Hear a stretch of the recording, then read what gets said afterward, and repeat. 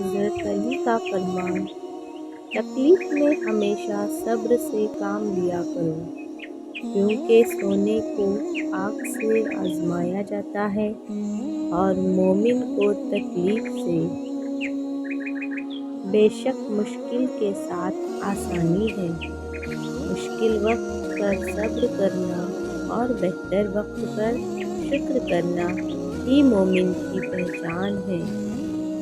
انسان مایوس اور پریشان تب ہوتا ہے جب وہ اپنے اللہ کو راضی کرنے کے بجائے لوگوں کو راضی کرنے میں لگ جاتا ہے۔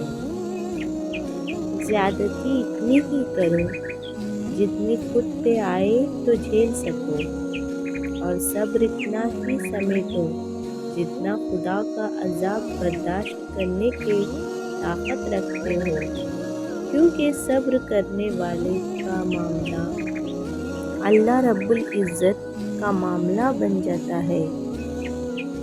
حضرت علی نے فرمایا: جو ذات رات کو درختوں پر بیٹھے پرندوں کو نیند میں گرنے نہیں دیتی، وہ ذات انسان کو کیسے بے یاور مددگار چھوڑ سکتی ہے۔ کائنات میں کوئی کسی کا اتنی شدت سے انتظار نہیں کرتا جتنا اللہ اپنے بندوں کی توبہ کا انتظار کرتا ہے۔ جس نے تمہارے ساتھ برائی کی ہو، اس کے ساتھ تم احسان کر کے اس کا بدلہ دے دو، کیونکہ احسان بد زبانوں کی زبان بند کرتا ہے۔ کسی کے خلوص اور پیار کو اس کی بے وقوفی مت سمجھو، ورنہ کسی دن تم کو خلوص اور پیار تلاش کرو گے اور لوگ تمہیں بے وقوف سمجھیں گے۔